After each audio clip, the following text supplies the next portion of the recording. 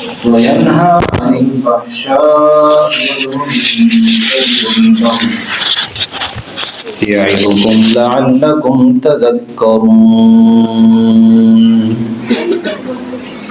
صدق الله العظيم. اللهم صل على سيدنا ومولانا محمد وبارك وسلم. اللهم صل على سيدنا ومولانا محمد وعلى آل سيدنا ومولانا محمد صلاة دائمة مقبولة تؤدي بها عنا حقه العظيم. اللهم صل على محمد في أول كلامنا. اللهم صل على محمد في أوسط كلامنا. اللهم صل على محمد في آخر كلامنا. دوشب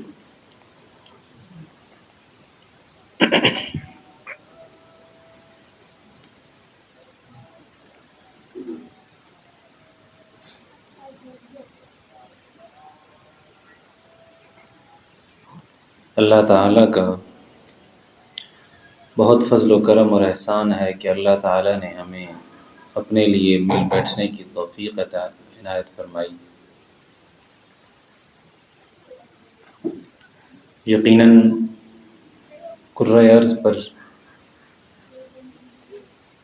اللہ کے ہاں سب سے پسندیدہ اور محبوب لوگ وہی ہوتے ہیں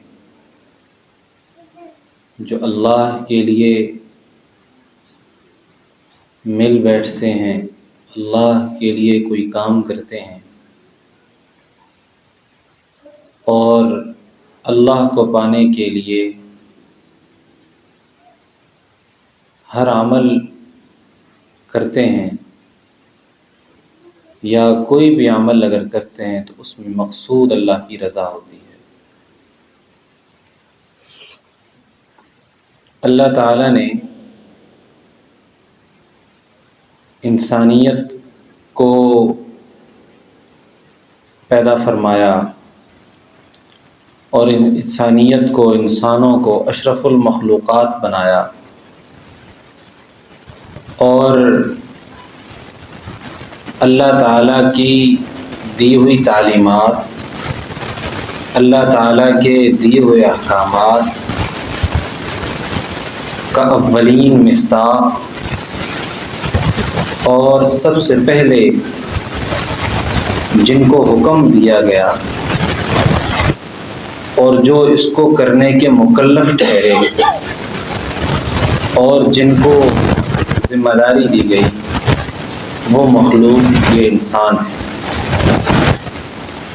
اللہ تعالیٰ نے انسانوں کے ذمے بہت ساری چیزیں لگائی اور ان کو اسباب بھی مہیا کیے کہ اگر آپ کو میں نے زکوٰۃ کا حکم دیا ہے تو ساتھ میں مال بھی دوں گا. اگر آپ کو میں نے نماز پڑھنے کا حکم دیا ہے تو میں صحت بھی دوں گا، جان بھی دوں گا، توفیق بھی دوں گا. اگر اللہ تعالیٰ نے روزے کا حکم دیا ہے تو اللہ تعالیٰ نے ساتھ یہ اسباب بھی دیے ہیں کہ میں اور آپ صبح سے لے کر شام تک بھوکے پیٹ رہ سکتے ہیں، ہمیں کوئی تکلیف اس قدر نہیں ہوتی. اللہ تعالیٰ نے ہمیں یہ سبب بھی مہیا کیا ہے، ہمیں یہ سہولت بھی دی ہے. کسی بھی چیز کا مکلف، کسی بھی چیز کی ذمہ داری اللہ تعالیٰ نے ایسی نہیں دی کہ آپ اور میں اس کے کرنے کی طاقت نہ رکھتے ہوں، ہمت نہ رکھتے ہوں، ایسا نہیں ہے. اگر آپ کے پاس مال نہیں ہے تو آپ کو زکوٰۃ کا حکم نہیں ہے. اگر آپ کے پاس صحت نہیں ہے، روزہ رکھنا انتہائی دشوار ہے، مرض بڑھنے کا اندیشہ ہے، موت تک چلے جانے کا اندیشہ ہے، تو آپ روزے کے بھی مکلف نہیں ہیں۔ اگر اسی طرح آپ کے پاس مال نہیں ہے تو ذوالحجہ حج کے دن آتے ہی آپ پر یہ لازم نہیں ہے کہ آپ حج کے لیے چلے جائیں، اگر آپ راستے کی زاد راہ اپنے قدرت میں نہیں رکھتے۔ اسی طریقے سے اللہ تعالیٰ کسی بھی انسان کو اس کی حیثیت سے بڑھ کر مکلف نہیں بناتے۔ جو انسان جس قدر طاقت رکھتا ہے اللہ اس کو وہی ذمہ داری دیتے ہیں۔ اب میں اور آپ اپنے گریبان میں جھانکیں، اپنی ذات میں اگر دیکھیں تو ہمارے ساتھ اللہ تعالیٰ کے کتنے حقوق وابستہ ہیں، اللہ تعالیٰ ہمیں کن چیزوں کا حکم کر رہے ہیں اور ہم ان کی طاقت رکھتے ہیں یا نہیں رکھتے۔ اگر میرے اور آپ کے پاس صحت ہے، ہم نماز کے لیے آ سکتے ہیں، چل پھر سکتے ہیں، تو کیا نماز بھی تو پھر پڑھ سکتے ہیں؟ اگر اس کے باوجود بھی ہم نماز نہیں پڑھتے تو یہ ہم اللہ کی نعمتوں کی ناشکری کر رہے ہیں۔ اس اللہ نے ہمیں اتنی ہمت اور طاقت دی ہے کہ ہم اپنے کام کاج کر سکتے ہیں۔ نماز بھی اسی ہمت اور طاقت کا ایک حصہ ہے کہ اسی طاقت اور ہمت کی وجہ سے نماز بھی پڑھی جاتی ہے۔ ہم نماز نہیں پڑھ رہے تو ہم اللہ تعالیٰ کی نعمتوں کی ناشکری کر رہے ہیں، اور اللہ تعالیٰ کی طرف سے جو ہمیں ذمہ داری دی گئی ہے ان کو ادا کرنے میں کوتاہی کر رہے ہیں۔ اسی طرح باقی بھی جو روزہ، زکوٰۃ، حج، مال ہے، زکوٰۃ نہیں دے رہے، اب یہ اللہ کی نعمتوں کی ناشکری ہے۔ ایک آدمی ایمان سے نابلد ہے، ایمان نہیں جانتا، اس کو ایمان کی رونق نصیب نہیں ہوئی، وہ کافر ہے، اس سے تو ہمارا ابتدائی طور پر جھگڑا ہے۔ اللہ تعالیٰ کی اس سے ناراضگی ابتدائی طور پر ہے کہ جڑ ہی اس کی کٹی ہوئی ہے، اس کا ایمان سے تعلق نہیں، وہ اللہ کی ذات کو مانتا ہی نہیں ہے۔ وہ جتنے بھی آگے گناہ کرے گا وہ سارے گناہ اس گناہ سے چھوٹے ہوں گے، اور اصل گناہ جو ہوگا وہ یہ والا گناہ ہوگا۔ اور ایمان کی بات ہو رہی ہے، اسی طرح جب اگلی زندگی میں ہم قدم رکھتے ہیں تو ہمیں یہ معلوم ہوتا ہے کہ ہم پر اللہ تعالیٰ کے حقوق کے ساتھ ساتھ مخلوق کے حقوق بھی وابستہ ہیں۔ اب ہم مخلوق کے حقوق کی بات کرتے ہیں کہ ہم تو اللہ کے حقوق کو ادا کریں، یہ اللہ کی نہ کرنا اللہ تعالیٰ کی نعمتوں کی ناشکری ہے۔ اب مخلوق کے حقوق میں ہمارے اوپر اللہ تعالیٰ نے بہت سارے حقوق رکھے ہیں کہ اس میں ہم کن ذمہ داریوں کو ادا کرتے ہیں اور کن ذمہ داریوں کو ادا نہیں کرتے، یہ ایک بڑا المیہ ہے ہمارے۔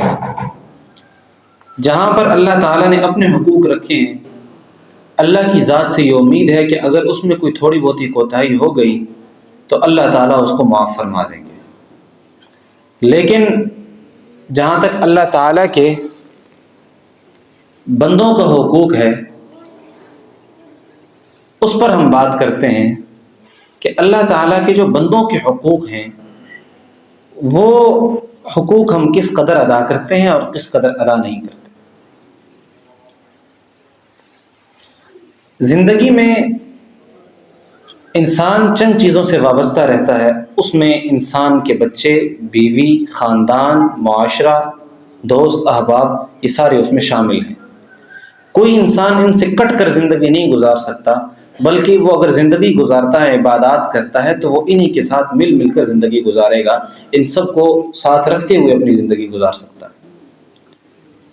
اب جہاں تک اللہ تعالیٰ کی قرآن کریم میں اللہ تعالیٰ نے جتنی بھی آیات بیان فرمائی ہیں اس میں اللہ تعالیٰ نے جا بجا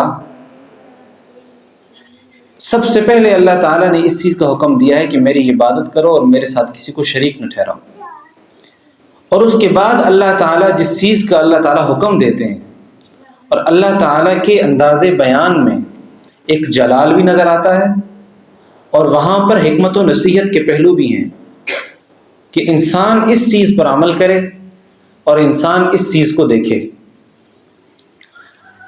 جیسے قرآن کریم کی آیت ہے وَاعْبُدُوا اللَّهَ وَلَا تُشْرِكُوا بِهِ شَيْئًا وَبِالْوَالِدَيْنِ إِحْسَانًا وَبِذِي الْقُرْبَى وَالْيَتَامَى وَالْمَسَاكِينِ وَالْجَارِ ذِي الْقُرْبَى وَالْجَارِ الْجُنُبِ وَالصَّاحِبِ بِالْجَنبِ وَابْنِ السَّبِيلِ. یہ اللہ تعالیٰ نے تقریباً 7 بندوں کے حقوق بیان فرمائے ہیں، 7 اشخاص کے جو ہمارے ساتھ وابستہ ہیں، 7 لوگ. معاشرتی پہلو کے حوالے سے قرآن کی اس جامع ترین آیت سے، یہ اتنی جامع ترین آیت ہے کہ معاشرتی پہلو پر جتنی بھی کتابیں لکھی جائیں گی یا لکھی گئی ہیں وہ تمام کے تمام اس کا خلاصہ ہے. معاشرتی زندگی میں رہنے کے لیے قرآن کریم کی یہ ایک جملے والی آیت یہ انتہائی جامع ترین آیت ہے. اور اس میں اللہ تعالیٰ نے کتنے نکات، کتنے رموز بیان فرما دیے. اگر ہم اس کی تھوڑی سی سمجھ اور فہم حاصل کر لیں تو ہمارے خاندان میں موجودہ فسادات، ہمارے معاشرے میں موجودہ فسادات، ہمارے گھروں میں موجودہ فسادات اور اختلافات یہ سب ٹھیک ہو سکتے ہیں. اللہ تعالیٰ فرماتے ہیں کہ وَاعْبُدُوا اللَّهَ وَلَا تُشْرِكُوا بِهِ شَيْئًا. یہ ہے ابتدائی عقیدہ جو جزو ہے، جس پہ کوئی کمپرومائز، کوئی سمجھوتا نہیں کہ آدمی فقط اور فقط اللہ کی ذات پر اعتبار کرے، اللہ کی ذات کی عبادت کرے اور اللہ کے ساتھ کسی کو شریک نہ ٹھہرائے. بس یہ ہے ابتدائی عقیدہ. کسی سے نہ مانگے، صرف مانگے تو اللہ کی ذات سے مانگے. کسی سے کچھ مطالبہ نہ کرے، یعنی اس کو معبود سمجھ کر صرف اللہ کی ذات سے مطالبہ کرے. یہ تو ہے ابتدائی عقیدہ. اگر یہ نہیں ہے تو پھر تو ایمان ہی نہیں ہے، پھر تو اگلی چیزوں کا حکم اس کو نہیں ہے، کیونکہ اللہ تعالیٰ حکم کر رہے ہیں مسلمانوں کو کہ بھئی آپ اپنی زندگی میں بہتر بنانے کے لیے ان چیزوں پر عمل کریں. وَاعْبُدُوا اللَّهَ وَلَا تُشْرِكُوا بِهِ شَيْئًا وَبِالْوَالِدَيْنِ إِحْسَانًا.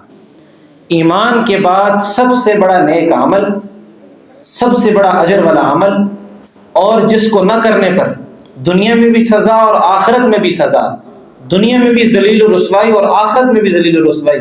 وَبِالْوَالِدَيْنِ إِحْسَانًا، والدین کے ساتھ حسن سلوک سے پیش آنا. یعنی اگر کسی کا ایمان ہے تو اس پر یہ لازم جزو ہے کہ وہ اپنے والدین کے ساتھ حسن سلوک کرے، اپنے والدین کا خیال رکھے، اپنے والدین کے ساتھ اچھے طریقے سے پیش آئے. یہ ہے شرک اور ایمان شرک نہ کرنے اور ایمان کے بعد سب سے پہلا عمل جس کا اللہ تعالیٰ نے قرآن کریم میں حکم دیا ہے. والدین کے ساتھ حسن سلوک پر اللہ تعالیٰ نے قرآن کریم میں مختلف جگہ فرمایا کہ والدین کے ساتھ خیال کرو. والدین کے ساتھ حسن سلوک پر ہم سب عموماً ہمیں اس بات پر احساس بھی ہوتا ہے، اہمیت بھی ہوتی ہے، معلوم بھی ہوتا ہے، اور سب عموماً جو بندہ حیادار ہوتا ہے وہ ہمیشہ اس بات کی کوشش کرتا ہے کہ میں اپنے والدین کو ناراض نہ کروں، ان کو خوش رکھوں، ان کی منشا پر عمل کروں.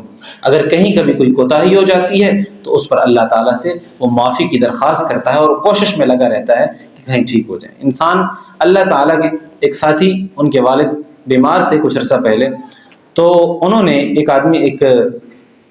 کسی سے پوچھا کہ میرے والد بیمار ہیں اور گھر کے حالات ایسے ہیں کہ میں ان کی خدمت کے لیے جاتا ہوں یا ان کے پاس جاتا ہوں تو اختلافات بڑھ جاتے ہیں، حالات ایسے ہو جاتے ہیں، بھائیوں کے درمیان ایسے معاملات ہیں کہ مزید میری خدمت کے لیے جانا ان کے لیے بوجھ بن جاتا ہے اور ہمارے لیے مزید پریشانیاں کھڑی ہو جاتی ہیں. ایسے کچھ حالات بتا رہے تھے. تو آگے سے جواباً ان کو بتایا گیا کہ آپ اپنے والد کی، اپنے والدین میں سے کسی کی ایسی خدمت کریں اور ایسا حق ان کا ادا کریں کہ والد کی موت کے بعد دل آپ کو ملامت نہ کرے. والد کی موت کے بعد یا والدین کی موت کے بعد یہ دل آپ کو کھٹکائے نہ کہ میں نے والدین کو زندگی میں ناراض کیا، میں ان کی خدمت نہیں کر سکا. اگر آپ کا دل آپ ایسی خدمت کریں، اگر آپ کا دل آپ کو ملامت کرے، آپ سمجھتے ہیں کہ آپ کا دل آپ کو ملامت کر رہا ہے تو سمجھیں آپ چور ہیں، میں اور آپ چور ہیں. اگر ہم نے اپنی بساط کے مطابق، اپنی کوشش کے مطابق تن من دھن کی بازی لگائی ہے، حد درجہ کوشش کی ہے اور ہمارا دل ہم کو ملامت نہیں کرتا تو اللہ تعالیٰ کوشش کا مکلف بناتے ہیں انسان جس قدر ہو سکے ممکن درجے میں خدمت کرے کہ دل ملامت نہ کرے. اور ویسے کہتے ہیں کہ ہر آدمی کی دل کی بات کا اعتبار بھی نہیں ہوتا. لیکن انسان اپنی خدمت کو اوروں کسی اچھے سے پوچھے، کسی خاندان میں کسی اچھے آدمی سے پوچھے کہ کیا میں حق ادا کر رہا ہوں، کسی سے مشورہ بھی کر لے، کسی سے پوچھ بھی لے، اپنا دل ایسا بنائے کہ آپ کے دل کی بات کا اعتبار اللہ کے ہاں ہو۔ بعض اوقات آدمی کسی کو ناراض بھی کر رہا ہوتا ہے، کسی کو تکلیف بھی پہنچا رہا ہوتا ہے اور اپنے آپ کو سمجھ رہا ہوتا ہے میں حق پر ہوں، تو کوشش کرنی چاہیے کہ والدین سے حسن سلوک سے پیش آنا چاہیے۔ لیکن اس سے آگے بڑھ کر، اس پر تو ہم عمل کر لیتے ہیں، لیکن اس سے آگے بڑھ کر جو حقوق ہیں، رشتہ داروں کے حقوق، پڑوسیوں کے حقوق، خاندان کے حقوق، اس میں ہم لوگ بہت کمزور ہیں۔ مغربی لٹریچر، مغربی معاشرہ، اس نے ہمیں سب سے بڑا نقصان یہ دیا کہ اس نے ہمیں خاندانی جو ایک محبت اور حسن سلوک تھا اس سے دور کر دیا۔ مثلا ہمارے خاندان میں کچھ ایسے رشتے ہوتے ہیں جو اسلام ان کو بڑی عزت دیتا تھا، آپ علیہ السلام نے ان کا بڑا احترام رکھا۔ آپ علیہ السلام نے اپنی پھپھی، اپنی خالائیں، اگر کوئی ایسا رشتہ بھی ہوتا تھا تو بڑا اس کا خیال کرتے تھے۔ ایک روایت اس دن کچھ دن پہلے نظر سے گزری گیا تھا، خدیجہ رضی اللہ عنہ سے آپ علیہ السلام بڑی محبت کرتے تھے ان کی وفات کے بعد بھی۔ تو حضرت حالہ جو حضرت خدیجہ کی بہن تھی، تو وہ آپ علیہ السلام کے گھر آئیں اور دروازہ کھٹکھٹایا، اجازت مانگی اندر آنے کی، اور وفات کے بعد، حضرت خدیجہ کی وفات کے بعد حضرت عائشہ گھر میں تھی، تو سوکنوں کی آپس میں تبھی کچھ ہوتی بھی ہے، اگرچہ حضرت خدیجہ بہت پہلے سے گزر چکی تھی۔ حضرت حالہ نے اجازت مانگی تو آپ علیہ السلام مصروف تھے، تو آپ علیہ السلام نے سمجھا پتہ نہیں کون ہے، سوچا کہ جب فارغ ہو جائیں گے تب بلا لیں گے۔ لیکن جب حضرت حالہ کی آواز آئی تو آپ علیہ السلام نے فرمایا اچھا حالہ ہے، یہ تو خدیجہ کی بہن ہے، ان کو بلائیے۔ حضرت عائشہ نے فرمایا آپ کو تو بڑی یاد آتی ہیں خدیجہ۔ آپ علیہ السلام نے فرمایا کہ خدیجہ کے مجھ پر بڑے احسانات ہیں، اور ایک بیوی کا یہ حق ہے کہ انسان اس کے جانے کے بعد بھی اس کے عزیز و اقارب کے ساتھ، اس کے رشتہ داروں کے ساتھ حسن سلوک سے پیش آئے۔ اب اسی طرح ایک حدیث مبارکہ میں آتا ہے کہ بہترین آدمی وہ ہے جو اپنے والد کے دوستوں کے ساتھ حسن سلوک کرتا ہے۔ بہترین آدمی وہ ہے، ابو داؤد کی روایت ہے کہ بہترین آدمی وہ ہے کہ جو اپنے والد کے دوستوں کے ساتھ حسن سلوک کرتا ہے۔ یعنی احادیث مبارکہ اور آپ صلی اللہ علیہ وسلم کی ذات اور اسلام ہمیں اس بات کا قطعی حکم کرتے ہیں کہ ہم اپنی ذات کے اندر ہم لوگوں کے ساتھ حسن سلوک اور بھلائی کا خوب اہتمام رکھیں۔ اب وآت ذی القربہ، رشتہ داروں کے حقوق۔ اب رشتہ داروں کے حقوق میں ہم بڑی کوتاہی کا شکار رہتے ہیں۔ ہم عموماً بھلائی کے کام لوگوں کے ساتھ کرتے ہیں، عام لوگوں کے ساتھ کر لیتے ہیں، ہمارے دوست احباب آتے ہیں، ٹھیک ہے ہونے چاہیے دوست احباب، ہم ان کے ساتھ وہ برتاؤ رکھتے ہیں، لیکن اپنے خاندان والوں کے ساتھ، اپنے اعزاء و اقربا کے ساتھ ہمارا وہ تعلق نہیں ہوتا اور ہم اس میں کمزوری کا شکار ہوتے ہیں۔ حالانکہ اللہ تعالیٰ کے ہاں سب سے محبوب عمل خاندان، عزیز و اقارب اور رشتہ داروں کے ساتھ حسن سلوک ہے۔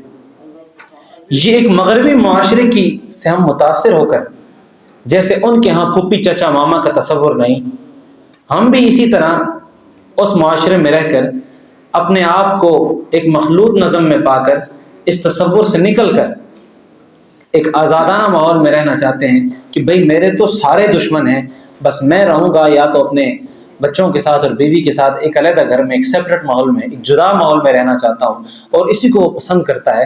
یہ ایک مغربی تصور ہے، اور اس کا نقصان یہ ہوا کہ وہاں پر اب تو بچے بھی ماں باپ سے دور ہو گئے، نہ بیوی کا پتہ ہے، نہ بیوی کو شوہر کا پتہ ہے، نہ بچوں کو ماں کا پتہ ہے، نہ باپ کا پتہ ہے، بچے پیدا ہوتے ہیں تو کہیں چھوڑ آتے ہیں۔ ایک اس تصور کا خاتمہ ہو گیا وہاں پر بالکل، اور ہم بھی اسی تصور کے زیر نگیں ہیں۔ اب تک تو اتنا ہے کہ ہمارے ہاں بیوی بچے تو ہیں، ہم ان کے ساتھ تو سیٹ رہتے ہیں، لیکن جو ایک خاندانی حسن ہے، ایک خاندانی جوڑ ہے، قبیلے اور کنبے کا جو معیار ہے، ہمارے ہاں وہ ناپید ہو چکا ہے اور اس کی بہت کمی پائی جا رہی ہے۔ اب ہمیں سب سے پہلے اس بات کی کوشش کرنی چاہیے اور اہتمام کرنا چاہیے کہ خاندان، رشتہ دار، اعزاء و اقربا، ہم ان کے حقوق میں کوتاہی نہ کریں اور ان کے ساتھ کوئی ایسا عمل اور فعل نہ کریں کہ جس سے ناراضگی ہے۔ دیکھیں، اختلافات یہ انسانی طبع کا تقاضا ہے۔ کسی کے بارے میں دل میں بات آنا، اگر سبھی ہوتے، اگر اپنے تو بیگانے کہاں جاتے۔ یہ بیگانگی اس دنیا کا حصہ ہے، یہ اختلافات اس دنیا کا حصہ ہیں۔ سب اکٹھے اتفاق سے نہیں رہ سکتے، اتفاق سے رہنے کے لیے کوششیں کرنی پڑتی ہیں۔ جد و جہد کرنی پڑتی ہے، اپنی میں کو مٹانا پڑتا ہے، اپنے آپ کو پیچھے کرنا پڑتا ہے۔ اگر ہر کوئی اپنے میں کو سلامت رکھے، اپنے میں کو آگے لائے، تو اتفاق کبھی نہیں ہوتا، اتحاد کبھی نہیں ہوتا۔ ہمارے جو بیماریاں ہیں، ذہنی بیماری آج کل سب سے بڑی نفسیاتی بیماری ہے۔ اور دوسرے گھر میں سے بات کرو جی، بچی کو ذہن